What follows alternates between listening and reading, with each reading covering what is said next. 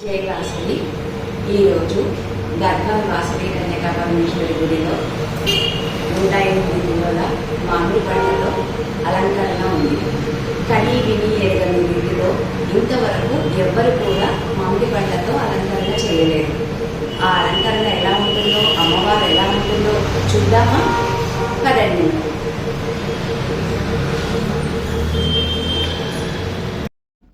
ముందుగా మా మహిళా మండలి అధ్యక్షురాలు మధుమతి, మిగతా వాళ్ళందరం కూడా మామిడి పండ్లను ఇలా చక్కగా బుట్టలో పేర్చుకొచ్చి సాంప్రదాయబద్ధంగా అమ్మవారికి అలంకరణ కోసం అందరం తీసుకొచ్చాం. మా మహిళా మండలి సభ్యులు ఒక్కొక్కరు ఎంత చక్కగా అమర్చుకొచ్చామో చూడండి.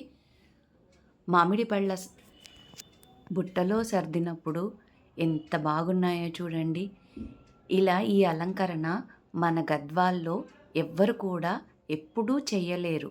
108 కిలోలే కాదు, దాదాపుగా 200 కిలోల పైన మామిడి పళ్ళు ఒక్కొక్కళ్ళం చక్కగా తీసుకొచ్చి అమ్మవారి ముందల ఇలా మంచిగా పేర్చి అందరం కలిసి అలంకరణ కోసం సిద్ధంగా చేశాము.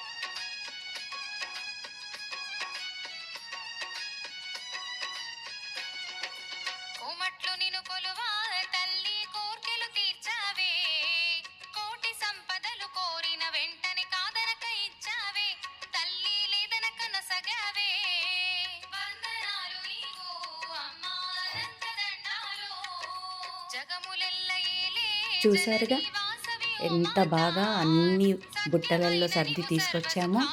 ఎన్ని పళ్ళు చూడండి. ఆ తర్వాత మేమందరం కూర్చొని అమ్మవారి అలంకరణ కోసం అందరం కలిసి మామిడి పళ్ళు కుచ్చుతూ, మామిడాకు కూడా అన్ని తోరణాలుగా కట్టడానికి అందరం కలిసి అలంకరణ కోసం చేస్తూ ఉన్నాము. అలాగే అమ్మవారి చీరకొక ప్రత్యేకత ఉంది. ఇది మామిడి పళ్ళతో అలంకరణ కాబట్టి అమ్మవారి చీర కూడా మామిడి పళ్ళ రసంలో అద్ది ఇలా చీరగా కట్టించారు. చూడండి ఎంత అందంగా ఉందో. ఆఖరిగా మన అమ్మవారు అలంకరణ ఎలా ఉంది? అందంగా ఉంది కదా. మామిడి పళ్ళతో అమ్మవారు చాలా కలకలలాడుతూ ఉన్నారు.